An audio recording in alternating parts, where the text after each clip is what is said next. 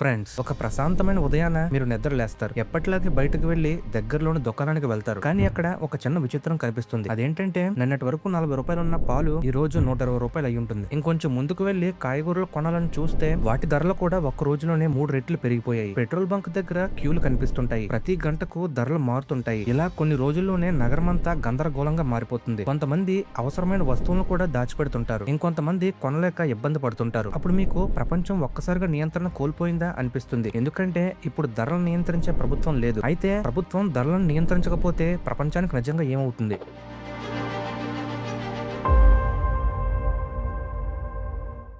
Friends, మన రోజువారీ జీవితంలో ధరలు ఎంత ముఖ్యమో మనం ఎక్కువగా ఆలోచించాం. మనకు కావాల్సిన వస్తువులు మార్కెట్ లో ఉంటాయి. అవి బియ్యం, పాలు, పెట్రోల్ ఎక్సెట్రా. వాటి ధరలు కొంచెం పెరుగుతాయి, కొంచెం తగ్గుతాయి. అది సహజం. కానీ ఒక స్థాయి దాటితే ప్రభుత్వం జోక్యం చేసుకుంటుంది. ఎందుకంటే ధరలు పూర్తిగా అదుపు తప్పితే ఇది కేవలం ఆర్థిక సమస్య మాత్రమే కాదు, అది సమాజాన్ని కుదిపివేసే సమస్య. ప్రపంచంలోని చాలా ప్రభుత్వాలు ధరలను కంట్రోల్ చేయడానికి ప్రయత్నిస్తాయి. ఎందుకంటే వాటికి తెలుసు ధరలు అదుపులో లేకపోతే జనం జీవితం కూడా అదుపులో ఉండదు అని. అయితే ఫ్రెండ్స్, ఇలా ఎందుకు జరుగుతుంది? ధరలు ఎలా నిర్ణయిస్తారు? దీనికి సాధారణంగా ఒక సూత్రం ఉంటుంది. అదేంటంటే డిమాండ్ మరియు సప్లై. అంటే ఎవరైనా వస్తువు ఎక్కువగా కొనాలనుకుంటే అది తక్కువ అందుబాటులో ఉంటే ధర పెరుగుతుంది. ఉదాహరణకు, ఒక గ్రామంలో 100 కుటుంబాలు ఉన్నాయి అనుకుందాం. కానీ బియ్యం మాత్రం 50 కుటుంబాలకు సరిపడేంత మాత్రమే ఉందనుకుందాం. అయితే అప్పుడు ఏమవుతుంది? ధర పెరుగుతుంది. ఇక్కడ మరొక విషయం కూడా ఉంది. రవాణా ఖర్చు, ఇంధనం, వ్యవసాయ ఖర్చు, పన్నులు ఇవన్నీ కలిసి చివరికి మార్కెట్ లో ఒక ధరగా మారతాయి. ఇక్కడే ప్రభుత్వం జోక్యం చేసుకుంటుంది. కొన్నిసార్లు సబ్సిడీలు ఇస్తుంది, కొన్నిసార్లు ధరలకు పరిమితి పెడుతుంది, కొన్నిసార్లు నిల్వలను విడుదల చేస్తుంది. ఎందుకంటే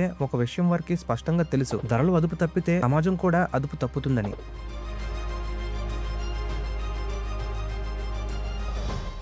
అయితే ఫ్రెండ్స్, దీనికి ఒక ఉదాహరణ చూడండి. రాజమండ్రిలో రమేష్ అనే వ్యక్తి ఉన్నాడు అనుకోండి. అతను ఒక బస్ డ్రైవర్. ప్రతిరోజు ఉదయం 5 గంటలకు లేస్తాడు. అతనికి పని, ఇల్లు, కుటుంబం. అతని జీతం పెద్దదేమీ కాదు, కానీ ఇప్పటి వరకు జీవితం సాగింది. పిల్లల చదువు, ఇంటి అద్దె, ఆహారం అన్ని కొంచెం కష్టంగా అయినా సర్దుకుంది. కానీ ఒక రోజు మార్కెట్ లో ఒక మార్పు మొదలవుతుంది. అదేంటంటే మొదట పెట్రోల్ ధర పెరుగుతుంది. కొన్ని రోజుల్లో కాయగూరల ధరలు కూడా పెరిగాయి. ఆ తర్వాత బియ్యం, పాలు, గ్యాస్, ఇలా ప్రతి వారం ఒక కొత్త ధర. అప్పుడు రమేష్ గమనించాడు తన జీవితం మాత్రం అలాగే ఉంది అని, కానీ ఖర్చులు ప్రతి నెల పెరుగుతున్నాయని.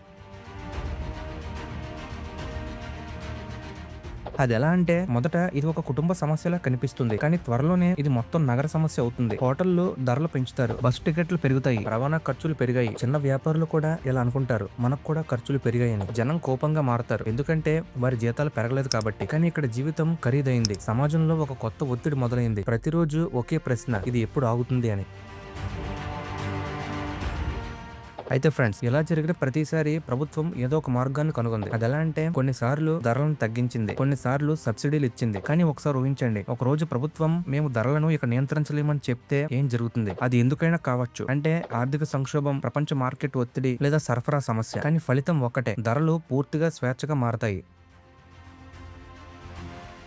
ఇక ఇక్కడి నుంచి పరిస్థితి వేగంగా మారుతుంది. జనం భయపడటం మొదలు పెడతారు, ఎందుకంటే రేపు ధర ఎంత ఉంటుందో అని ఎవరికీ తెలియదు. మార్కెట్ లో ఒక విచిత్రమైన దృశ్యం కనిపిస్తుంది. జనం ఎక్కువగా కొనడం మొదలు పెడతారు నిల్వ చేసుకోవడానికి. అప్పుడు షాపుల్లో వస్తువులు త్వరగా ఖాళీ అవుతాయి, ఇంకా సరఫరా తక్కువ అవుతుంది, ధరలు మరింత పెరుగుతాయి. ఇది ఒక ప్రమాదకరమైన చక్రం. అది ఎలా అంటే, భయం ఎక్కువగా కొనుగోలు చేయడం, సరఫరా తగ్గడం, ధరలు పెరగడం. ఇలా కొన్ని నెలల్లో మధ్యతరగతి కుటుంబాలు కూడా కష్టాల్లో పడతాయి.